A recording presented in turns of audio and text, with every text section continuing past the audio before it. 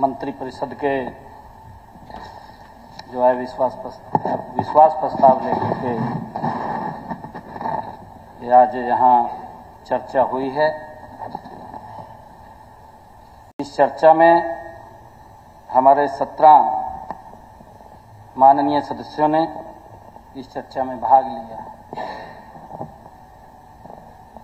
आदरणीय रघुवीर काद्यान जी, रावदान सिंह जी, जेपी दलाल जी, चौधरी रणजीत सिंह चौटाला जी, नैनपाल रावत जी, नीरज शर्मा जी, मूलचंद शर्मा जी, शमशेर सिंह गोगी जी, कंवरपाल जी, श्रीमती गीता भूकल जी, असीम गोयल जी, भारत भूषण बत्रा जी, महिपाल डांडा जी, बलराज कुंडू जी, हरविंदर कल्याण जी, चौधरी आफताब अहमद जी और हमारे विपक्ष के नेता चौधरी भूपेंद्र सिंह हुड्डा जी।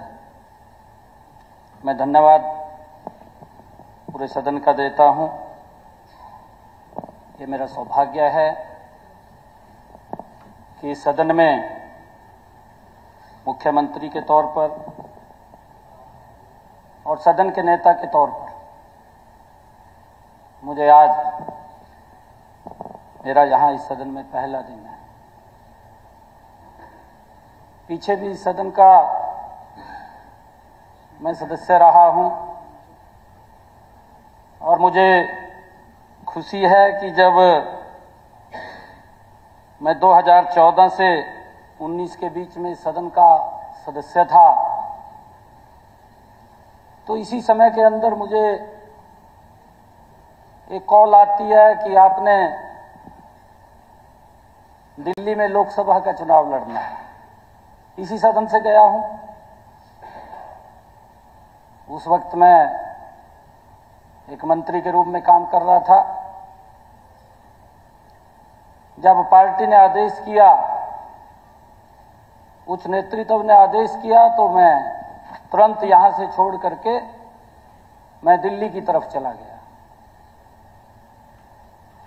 पार्टी ने अब मुझे कहा कि आपने फिर यहां जिम्मेवारी को देखना है, तो आज फिर मैं उस जिम्मेवारी के रूप में इस सदन के बीच में उपस्थित हुआ हूं। अभी बात कर रहे थे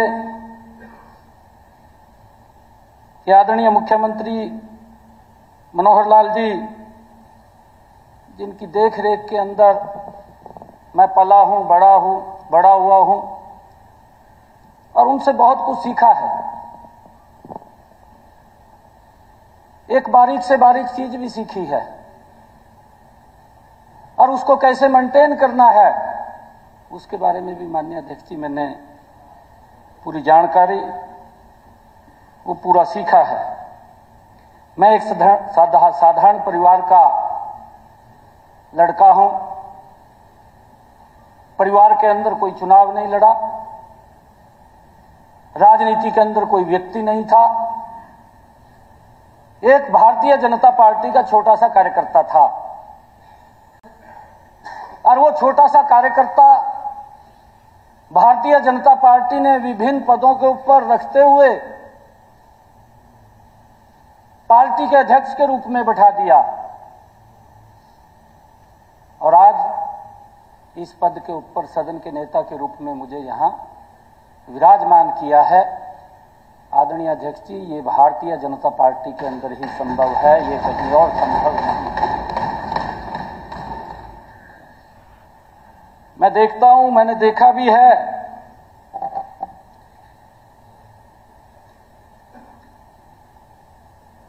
मैं धन्यवाद करता हूं हमारे प्रदेश के यशस्वी मुख्यमंत्री मनोहर लाल जी, जिनके नेतृत्व में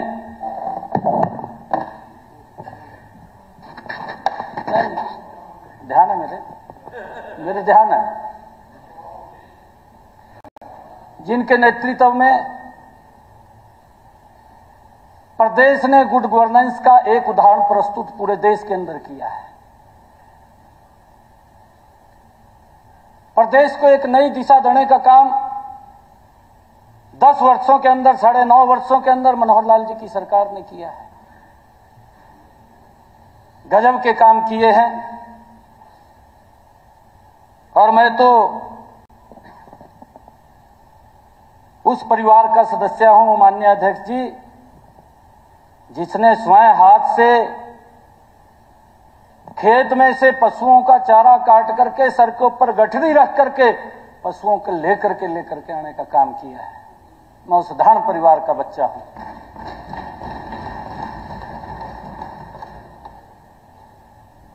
और उसी परिवार से आदरणीय मनोहर लाल जी आते हैं। और ये भारतीय जनता पार्टी है। मैं धन्यवाद करता हूं शीर्ष नेतृत्व का भी, आदरणीय मनोहर लाल जी का भी, कि जिन्होंने एक ऐसी जिम्मेवारी के ऊपर, प्रमुख जिम्मेवारी के ऊपर बैठाया है। नहीं तो निर्णय करना कठिन हो जाता है आदरणीय अध्यक्ष जी कि मुख्यमंत्री के बाद कौन बनेगा। परिवार की तरफ सोचते हैं कि अगर कहीं जाना पड़ गया तो मेरा बेटा बनेगा। परंतु माननीय अध्यक्ष जी, ये भारतीय जनता पार्टी है। जिस मुख्यमंत्री ने अपने एक छोटे से कार्यकर्ता को ये जिम्मेवारी सौंपी है, मैं मनोहर लाल जी का धन्यवाद करता हूं।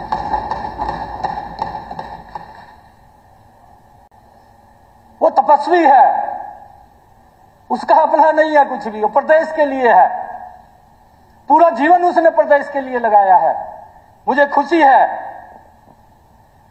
राज नहीं फकीर है, मनोहर लाल जी देश की तकदीर है।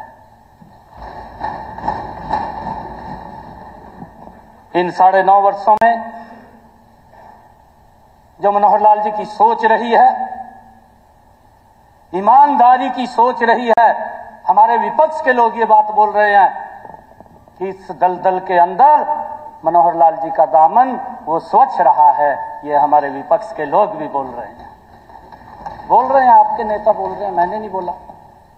आप कादयान साहब नाम क्या, कहाँ नाम लिया है, कहाँ लिया है? ओ नहीं, चलो अच्छी बात है, ले लिया तो कोई गलत किया क्या? नहीं, बैठ जाइए। अब बात आपकी नहीं है ये। नहीं, बीच में नहीं है। सदन के नेता बोल रहे हैं, आप बीच में सदन के नेता बोल रहे हैं। नहीं, बिल्कुल नहीं, आप बैठ जाइए। नहीं, बिल्कुल नहीं, आप बैठ जाइए। सदन के नेता बोल रहे हैं, आप बैठ जाइए प्लीज। मैं आपसे मैं रिक्वेस्ट कर रहा हूं आपसे, बैठ जाइए। ये आपको लाइसेंस नहीं मिला हुआ। कादियान साहब प्लीज बैठ जाइए। ये कोई आपको लाइसेंस मिला हुआ है कि जब मर्जी आप खड़े हो जाए, जब मर्जी बैठ जाए? कोई आपको लाइसेंस नहीं मिला हुआ। Please take your seat. Sir, मैंने नाम नहीं किसी का लिया, जिसने कहा है उसको मैंने थोड़ा रियलाइज कराया माननीय अध्यक्ष जी। अगर उसको बुरा लग रहा है मुझे नहीं मालूम है, परंतु मैं कह रहा था कि ये ऐसी सरकार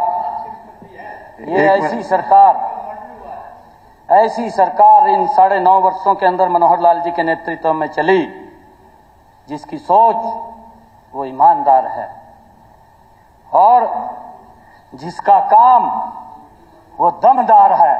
9.5 वर्षों का अगर हरियाणा का कार्यकाल देखें, वो दमदार, वो कार्यकाल आज हरियाणा के अंदर दिखाई दे रहा है, धरातल के ऊपर दिखाई दे रहा है। और उसी को लेकर के आज लोग हरियाणा के बोल रहे हैं। ये हम नहीं बोल रहे, ये हरियाणा प्रदेश और देश के लोग बोल रहे हैं। जब सोच ईमानदार है और जब काम दमदार है, तो आज लोग बोल रहे हैं फिर एक बार मोदी सरकार, भाजपा सरकार, ये लोग फिर बोल रहे हैं। ये दोबारा लोग अपने आप बोल रहे हैं,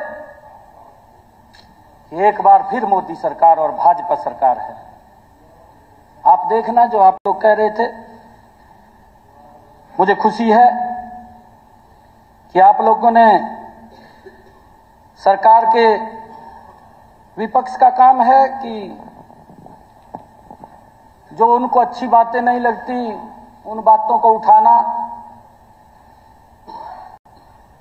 परंतु मैं ये पहली बार देख रहा हूं माननीय अध्यक्ष जी कि अगर एक गरीब व्यक्ति का घर बैठे हुए उसका आयुष्मान कार्ड बन जाता है, उसका घर बैठे हुए बीपीएल कार्ड बन जाता है, ये बात भी हमारे विपक्ष के लोगों को अच्छी नहीं लग रही। क्या कारण है मुझे मालूम नहीं है। हमारे बहुत ही सीनियर कादन साहब नेता बैठे हैं। जब मैं पिछले सदन में था, क्योंकि तब जिस प्रकार का सिस्टम प्रदेश के अंदर चलता था, उस सिस्टम के अंदर मनोहर लाल जी ने एक मिशन मोड में काम किया कि हम इसका सुधार करेंगे, कोई तो करेगा। ये मनोहर लाल जी ने कहा कि अगर हम भी उसी ढंगे के ऊपर चलते रहे तो सुधार कौन करेगा। सुधार तो हमने करना है। और उसको लेकर के जो बुजुर्गों को सम्मान भत्ता मिलता था उसको ऑनलाइन किया था। हम देखते थे, हमने देखा है कि उसके अंदर बहुत ज्यादा घपला हो रहा था पेंशन के नाम के ऊपर, और उसको पहली बार ऑनलाइन किया था। कादयान साहब वहीं बैठे थे पिछली बार भी, अब भी वहीं बैठे हैं, और अगली बार पता नहीं यहाँ होंगे कहाँ होंगे, मुझे नहीं मालूम है इस बात का। परंतु मैं एक बात ये कहना चाहता हूँ। एक मिनट सर आफ्ताब जी, आफ्ताब जी जी अच्छी बात की है उन्होंने, अच्छी बात कही है सर। मैं नाम ले रहा हूँ, अगली बार पता नहीं कहाँ होंगे, यहाँ होंगे, वहाँ होंगे, कहाँ होंगे। सर एक मिनट,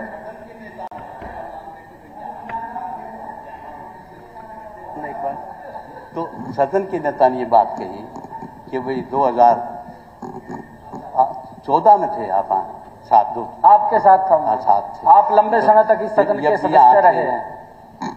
पिछली बार भी यहाँ थे, अगली बार पता नहीं कहाँ होंगे। लेकिन स्पीकर सर जैसा सदन का नेता विश्वास मत ले आए और उस पर स्पीचेज हुई हैं, लेकिन इस तरह से जो इन्होंने अपने भाषण को पॉलिटिसाइज कर दिया सारा। उनका अधिकार है, एडमिनिस्ट्रेशन कर रहे हो आप तो। पॉलिटिसाइज नहीं होना चाहिए, पॉलिटिसाइज क्या नहीं होना चाहिए, पॉलिटिसाइज करके जैसे इन्होंने कहा कि ये कहाँ होंगे, अगली बार हरियाणा की जनता हमें यहाँ बिठाने का काम करेगी। मैं कहना चाहता हूँ ठीक यहाँ बैठेंगे, ठीक, चलो ये तो आपका तो टेम्परेरी हेडक्वार्टर है जी, अभी तो जहाँ है वहीं बैठ जाओ। हाँ जी, आपका टेम्परेरी हेडक्वार्टर है सीएम साहब।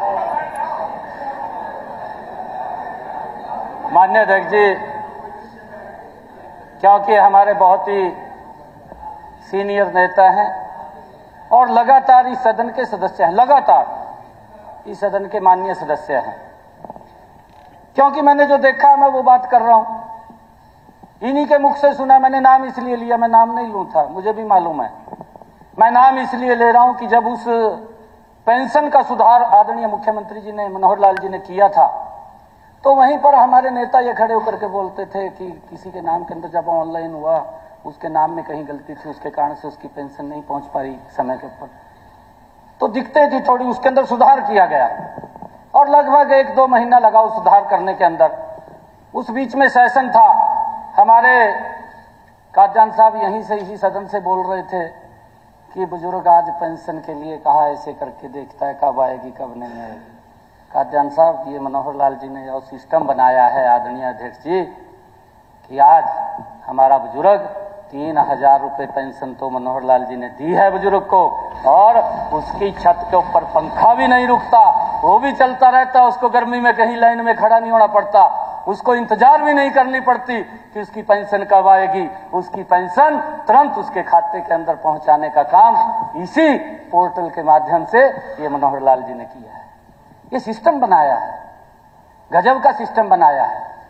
और मैंने कहा है कि आप लोग कह रहे हैं कि ये पोर्टल, अरे जितना काम मनोहर लाल जी ने इसके माध्यम से लोगों को सुविधा दी है, चाहे सीएम इंडो की बात कर लीजिए, होता है माननीय अध्यक्ष जी, कई लोग होते हैं किसी के साथ जेलस होती है, उस जेलस के कारण उसकी एप्लीकेशन लगा देते हैं, उसको सफर करना पड़ता है, उसको घूमना पड़ता है, परंतु जो सीएम विंडो के माध्यम से घर बैठे हुए व्यक्ति को न्याय मिला है, यह पहली बार है कि मनोहर लाल जी की सरकार के अंदर दूर दराज बैठे व्यक्ति के जिसकी कोई अप्रोच भी नहीं होती थी, कोई सोच भी नहीं सकता था कि थाने में जाकर के मेरी कोई बात सुन लेगा, उस व्यक्ति को भी अगर उसके साथ अन्याय हुआ है, उस अन्याय को भी सुनने का काम मनोहर लाल जी ने सीएम विंडो के माध्यम से किया है।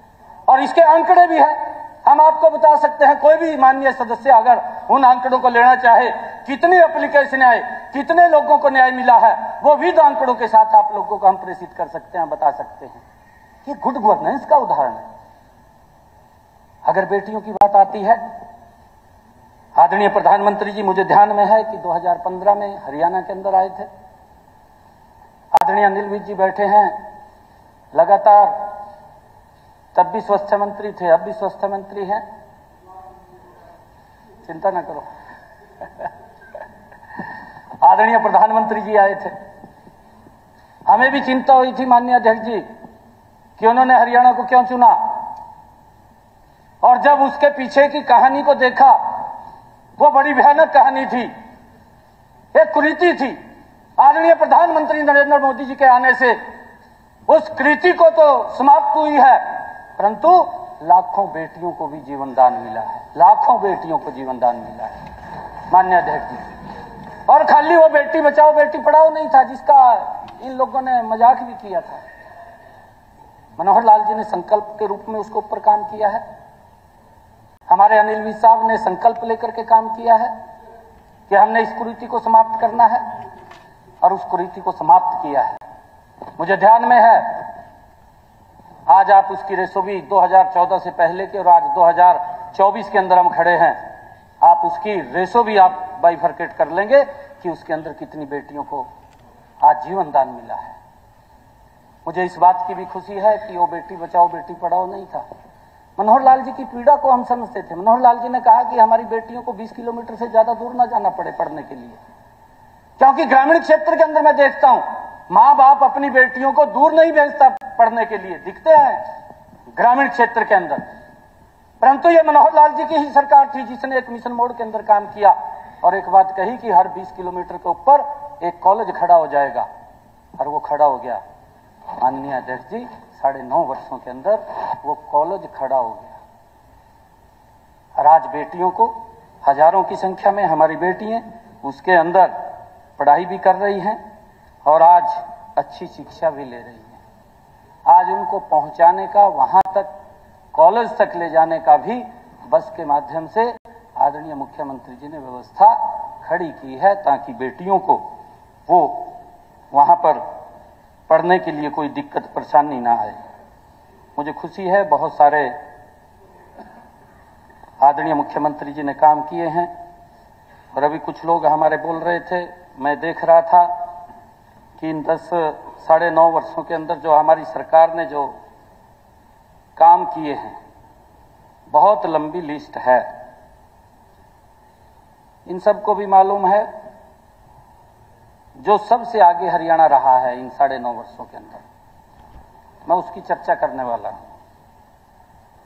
प्रति व्यक्ति आय के अंदर बड़े राज्यों में सर्वाधिक है। प्रति व्यक्ति जीएसटी संग्रहण में हरियाणा बड़े राज्यों में अग्रणी है। देश में सर्वाधिक 52% कारों का उत्पादन करने वाला हरियाणा है। एमएसपी पर सबसे ज्यादा देश के अंदर 14 फसलों के ऊपर खरीद करने वाला ये पहला राज्य है। परिवार पहचान पत्र, जिसका ये आज भी मजाक उड़ाते हैं, के माध्यम से रियल टाइम डाटा एक्सेस करने वाला हरियाणा पहला राज्य है। और मुझे ये खुशी है इस बात की, मनोहर लाल जी के मन में जो पीड़ा गरीब व्यक्ति के थी कि उसको कैसे मजबूत किया जाए, उसको कैसे आगे बढ़ाया जाए, ये मनोहर लाल जी की ही चिंता रही है। मैंने कहा है कि उनकी सोच ये नहीं थी कि मैंने कुछ करना है। वो संत आदमी है और उस व्यक्ति ने हरियाणा को दिया है। हरियाणा को मजबूत किया है, ऐसा व्यक्ति है। और उसी की ये सोच थी कि जो हमारे बीपीएल परिवार थे कि उनकी आय 1,80,000 रुपए करके उन तक सारी सुविधाएं पहुंचाने का काम माननीय अध्यक्ष जी इन्हीं 10 वर्षों के अंदर वो मनोहर लाल जी की सरकार ने ही किया था। और उन्होंने इस पीड़ा को और आगे समझते हुए कहा कि जो बेटियां 1,80,000 रुपए से जिनकी आय कम है कॉलेज के अंदर पढ़ती हैं या किसी प्राइवेट कॉलेज में भी जाती हैं, तो उनका सारा का सारा खर्चा भी वो सरकार के द्वारा ही दिया जाएगा। ये पहली बार ये उन परिवारों की कि बेटियों को पढ़ाई के अंदर कोई चिंता या दिक्कत ना आए या परिवार को कोई दिक्कत ना आए, उसके लिए ये आदरणीय मुख्यमंत्री जी ने, हमारी सरकार ने वो किया है।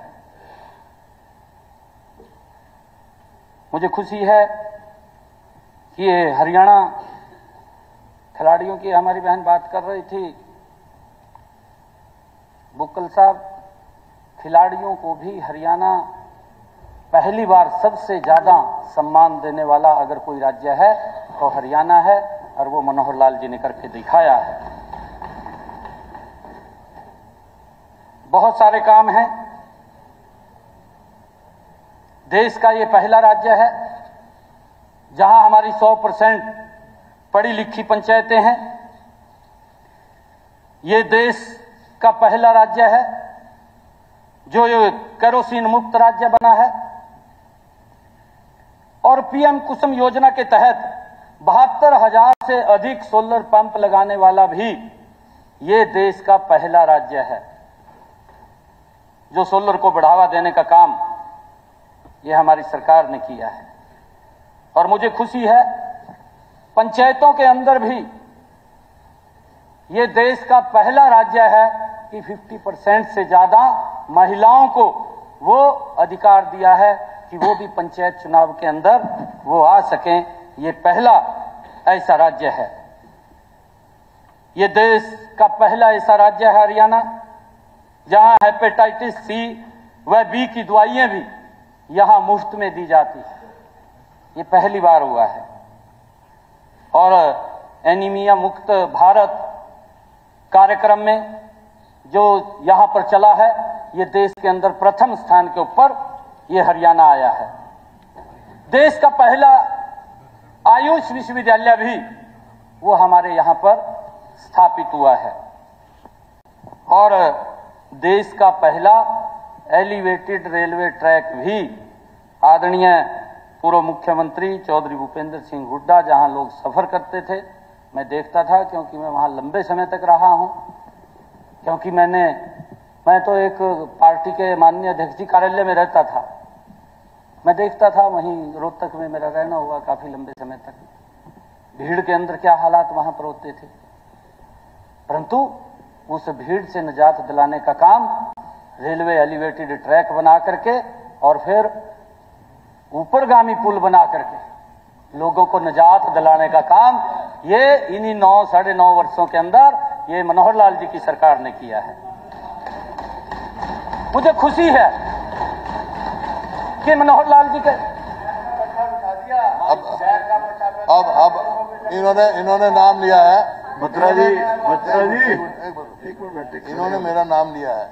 ये जो एलिवेटेड वो बनाया है ना, ये एक भ्रष्टाचार का हुआ है। अरे शहर में इतने बाईपास बने थे, जो रोड बन रहा था वो तो बंद कर दिया। जहां रेलवे लाइन थी उसको बाहर ले जा रहे थे हम, और अंदर रोड बना रहे थे उस तक, रेलवे स्टेशन से लेकर बाहर तक, देश में आज बकड़ौली तक, जो इतनी रोहतक में भीड़ होती है, इतना लोगों को परेशानी होती है, ये कारण आप उसको बढ़ा कर रहे हो। वो एक भ्रष्टाचार की वजह से बनाया था, बर्बाद कर दिया रोहतक। बड़ा मेहरबानी ऐसा। माननीय अध्यक्ष जी, शाही साहब ने कोई बात कही है, मैं उसके ऊपर एक मेरे से जो बात हुई है मैं वो बताना चाहूंगा। मैं अभी अपने क्षेत्र के अंदर कुरुक्षेत्र में एक गांव के अंदर कार्यक्रम था मेरा, लगभग 1,000 के करीब में लोग बैठे थे गांव के। तो मैं वहां बोल रहा था, मैंने कहा कि हमने अंडरपास बनाए हैं। पहले मेरे ख्याल से 4-4 घंटे व्यक्ति इंतजार करता था, गर्मी में परेशान हो जाता था, लाइन में खड़ा रहता था।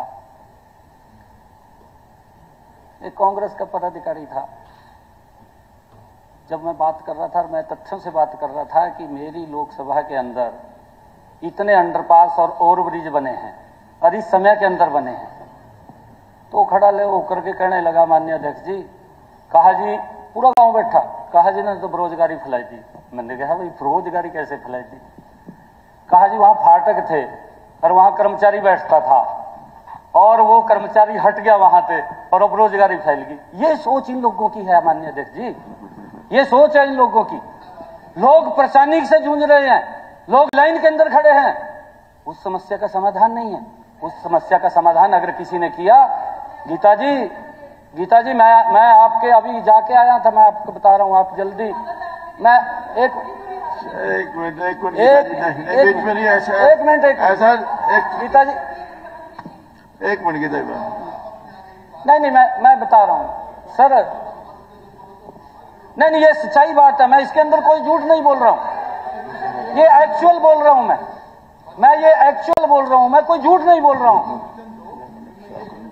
ये विजन भी है हमारा विजन भी है, हमारा विजन भी है। एक मिनट विजन भी आएगा। एक मिनट मुख्यमंत्री जी, माननीय सदस्यगण, आज सदन में श्री मनीष ग्रोवर जी, पूर्व मंत्री हरियाणा, अध्यक्ष दीर्घा में उपस्थित हैं। ये सदन उनका स्वागत करें। आप प्लीज। Thank you. इस प्रकार की सोच को लेकर के काम करते थे,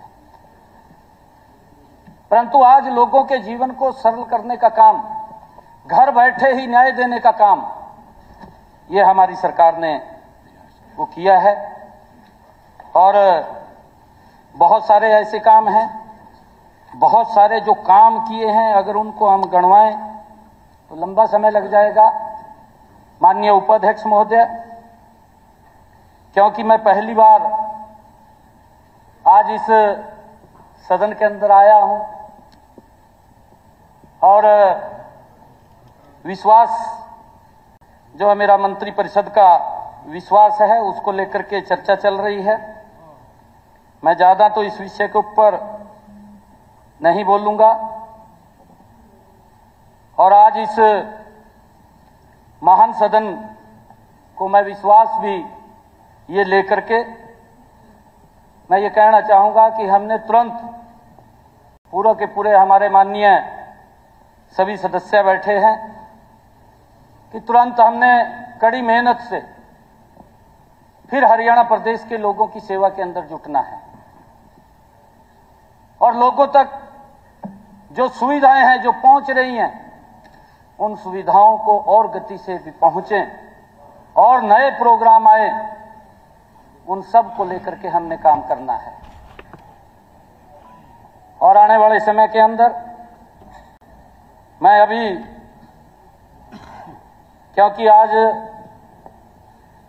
पहले दिन इस सदन के अंदर आया हूं, मैं दुनिया के सबसे लोकप्रिय नेता, भारत के यशस्वी प्रधानमंत्री आदरणीय नरेंद्र मोदी जी और हमारे भारतीय जनता पार्टी के राष्ट्रीय अध्यक्ष आदरणीय जगत प्रकाश जी नड्डा और हमारे गृह मंत्री आदरणीय अमित शाह जी, तमाम केंद्रीय नेतृत्व और हरियाणा के हमारे बहुत ही लोकप्रिय जो मुख्यमंत्री रहे हैं, मैंने कहा है कि जिन्होंने एक गुड गवर्नेंस के अंदर हरियाणा को बदला है, ऐसे यशस्वी हमारे नेता, मैं इन सब का दिल से धन्यवाद करता हूं कि उन्होंने इस महत्वपूर्ण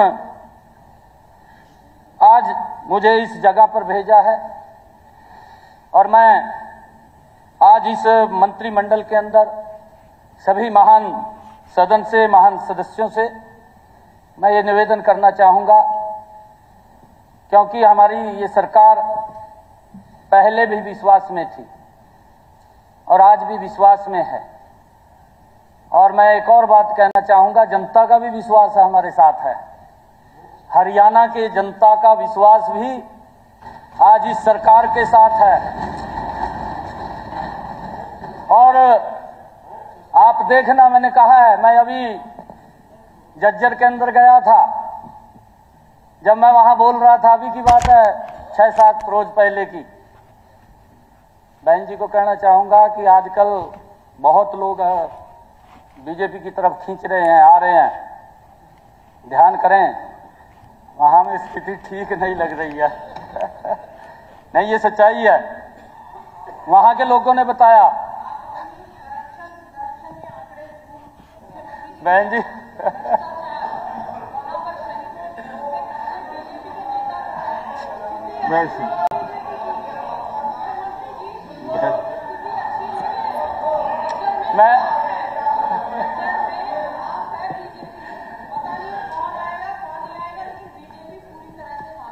नहीं, ये मैं सच्चाई बताई है बहन जी, लोगों की बात बता रहा हूं मैं अपनी तरफ से नहीं बोल रहा हूं।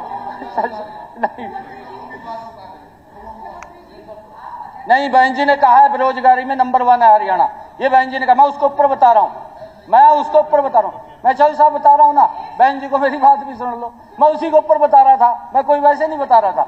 इन्होंने ये कहा है कि बेरोजगारी में नंबर 1 है, मैं तब बता रहा हूं।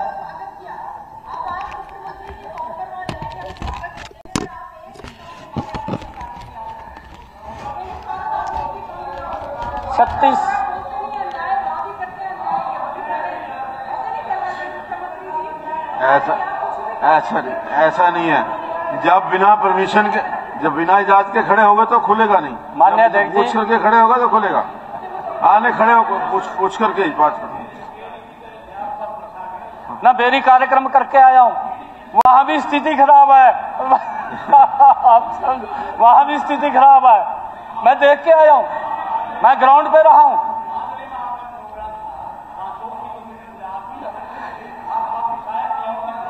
मैं कार्यक्रम करके आया हूं, 4 घंटे लेट था मैं कार्यक्रम करके आया हूं वहां बड़ा। 4 घंटे लोगों ने इंतजार किया, मैं 4 घंटे लेट था।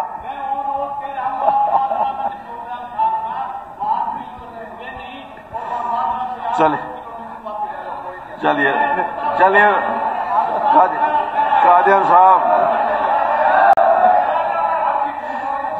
कादियान साहब प्लीज बैठ जाओ। चलिए माननीय अध्यक्ष जी, मुख्यमंत्री नहीं, मैंने कहा है कि बड़े सीनियर, मैं बड़ा सम्मान करता हूं और हमारे बुजुर्ग नेता हैं, इनका आशीर्वाद भी रहता है। और क्योंकि मैं 4 घंटे वहां लेट गया था, जिसकी बात करें, 4 घंटे के बाद भी जब मैं वहां गया, पूरा ग्राउंड फुल था, पूरा का पूरा ग्राउंड। बेरी की बात करें, मैंने तभी उसी बिहाफ के ऊपर कह रहा हूं कि मैं 4 घंटे लेट गया, तो आप भी चिंता कर लीजिए थोड़ी अपनी। परंतु माननीय अध्यक्ष जी,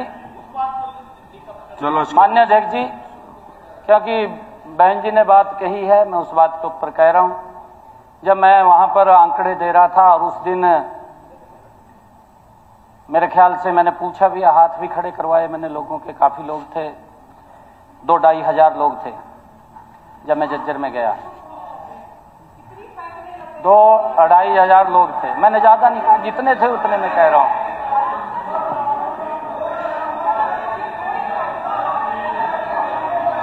माननीय अध्यक्ष जी, जब मैं वहां पर गया तो नौकरी की बात हो रही थी। जब मैंने हाथ खड़े करवाए भी, कितने लोगों को बिना पर्ची बिना खर्ची के नौकरी मिली। ये जज्जर के लोग गवाह हैं इस बात के, आप इस बात को जान भी सकते हैं। मेरे ख्याल से जो वहां लोग बैठे थे, 25-30 लोगों ने हाथ खड़ा किया भी, हमारे घर के अंदर नौकरी लगी है, बिना पर्ची के बिना खर्ची के लगी है। वहां पर हाथ खड़ा किया, मुझे खुशी हुई उस बात की। और फिर एक और बात कही आगे, हमारी बहन कह रही हैं कि क्या किया है। देखिए, जब ट्रांसपेरेंसी आती है, माननीय अध्यक्ष जी, अगर कोई ट्रांसपेरेंसी करता है, उसका उदाहरण भी प्रस्तुत होता है। बहन जी के घर के अंदर भी बिना पर्ची बिना खर्ची के रोजगार आया है, रोजगार आया, बिना पर्ची के आया है। नहीं, मेहरबानी नहीं है, कोई मेहरबानी नहीं है।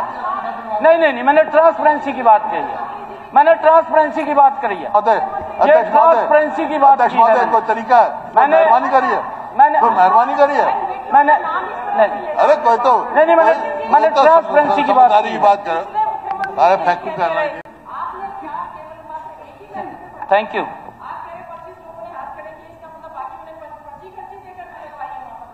जिनके लगे थे बहन जी वही हाथ खड़ा करते जो आए हैं। चौदह में जितने लगे ना लाखों, उनको इकट्ठा कर ले और फिर पूछ ले, फिर बांध जाऊंगा। Thank you. इस सदन को आदरणीय अध्यक्ष जी मैं विश्वास दिलाता हूं कि हरियाणा के हर गांव, हर शहर, हर मोहल्ले और हर घर में लोगों के समस्याओं को जिस प्रकार से मनोहर लाल जी ने पहले भी इस काम को आगे बढ़ाया है, हम मजबूती से इस कार्य को और गति से आगे बढ़ाने का काम करेंगे। और आदरणीय मनोहर लाल जी का आशीर्वाद, उनका सहयोग हमारे साथ है। मैंने कहा है, मैंने शुरू में ही कहा है ये बात कि इसी समय की बात है कि जब हमें कहा गया कि आपने दिल्ली जाना है तो हम दिल्ली चले गए और दिल्ली के अंदर भी रह करके जो नरेंद्र मोदी जी के नेतृत्व के अंदर काम हुए हैं, आज भारत दुनिया के अंदर चमक रहा है। आज लोगों का एक बड़ा विश्वास आज भारतीय जनता पार्टी की तरफ है। मुझे खुशी है इस बात को कहते हुए। मैं अपनी बात कह करके अपनी वाणी को विराम दूंगा। माननीय अध्यक्ष जी, अभी विकसित भारत संकल्प यात्रा गांव-गांव के अंदर गई है। उस यात्रा के अंदर मैं भी कई जगह शामिल हुआ हूं, गांव के अंदर गया हूं। मैंने पहली बार लोगों के मुख से इस बात को सुना है कि पहली ऐसी सरकार है कि जो गांव-गांव जाकर के, घर-घर जाकर के लोगों को सरकार की योजना के साथ जोड़ रही है। और उनके मुख से मैंने ये भी सुना है, वो लोग बोलते थे कि 2014 से पहले ऐसी सरकार होती थी, नारा तो देते थे कि गरीबी हटेगी, परंतु वोट दे करके हमें सरकार को ढूंढना पड़ता था, सरकार दिखाई नहीं देती थी। आज सरकार हर गांव-गांव के अंदर, गांव-गांव जा करके लोगों के साथ जुड़ने का, उनको मजबूत करने का काम कर रही है। मैं धन्यवाद करता हूं सभी माननीय सदस्यों का जिन्होंने आज इस विश्वास सरकार के अंदर चर्चा के अंदर भाग लिया है। मैं सभी का आभार प्रकट करता हूं और इस विश्वास प्रस्ताव पर अपना विश्वास प्रकट करें ऐसी अपेक्षा करता हूं। धन्यवाद।